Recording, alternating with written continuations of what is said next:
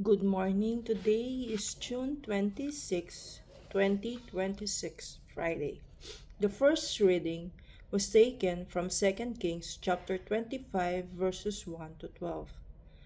In the ninth year of the reign of Zedekiah, in the 10th month, on the 10th day of the month, Nebuchadnezzar, king of Babylon, came with all his army against Jerusalem and laid siege to it, and they built siege works all around it. So the city was besieged till the 11th year of King Zedekiah. On the ninth day of the fourth month, the famine was so severe in the city that there was no food for the people of the land. Then a breach was made in the city, and all the men of war fled by night by the way of the gate between the two walls, by the king's garden, and the Chaldeans were around the city. And they went in the direction of the Arabah. But the army of the Chaldeans pursued the king and overtook him in the plains of Jericho. And all his army was scattered from him. Then they captured the king and brought him up to the king of Babylon at Riblah. And they passed sentence on him.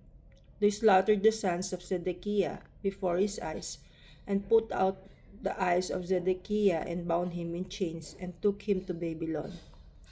In the 5th month of the 7th day of the month, that was the 19th year of King Nebuchadnezzar, king of Babylon, Nebuzaradan, the captain of the bodyguard, a servant of the king of Babylon, came to Jerusalem, and he burned the house of the Lord and the king's house and all the houses of Jerusalem. Every great house he burned down, and all the army of Chaldeans who were with the captain of the guard broke down the walls round Jerusalem.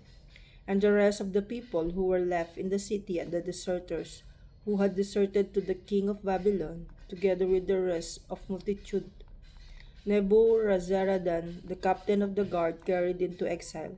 But the captain of the guard left some of the poorest of the land to be vine dressers and plowmen.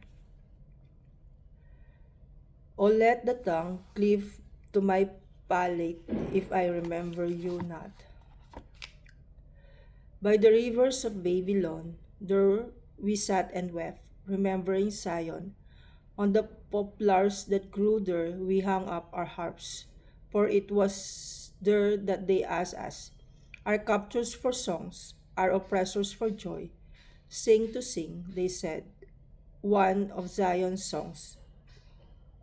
O let my tongue cleave to my palate, if I remember you not. Oh, how could we sing the song of the Lord on foreign soil? If I forget you, Jerusalem, let my right hand wither. Oh, let my tongue cleave to my palate, if I remember you not. Oh, let my tongue cleave to my palate, if I remember you not. If I prize not Jerusalem as the first of my joys. Oh, let my tongue cleave to my palate, if I remember you not. Alleluia, alleluia. Christ took our illness and bore our diseases. Alleluia. Today's gospel was taken from Matthew chapter 8 verses 1 to 4. When Jesus came down from the mountain, great crowds followed him, and behold, a leper came to him and knelt before him, saying, Lord, if you will, you can make me clean. And Jesus stretched out his hand and touched him, saying, I will be clean. And immediately his leprosy was cleansed. And Jesus said to him, See that you say nothing to anyone, but go show yourselves to the priests and offer the gifts that Moses commanded for a proof to them. The word of the Lord. The first reading reminds us that sin and disobedience can lead to devastating consequences, but the gospel reversed the powers of faith and humility. The leper, considered an outcast, and approaches Jesus with faith and is healed.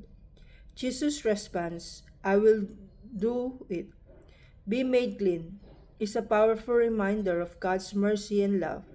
This act challenges societal norms, as touching a leper was considered unclean. Jesus then instructed the healed man to tell no one but to present himself to the priest and offer the prescribed sacrifices as a testimony to his healing.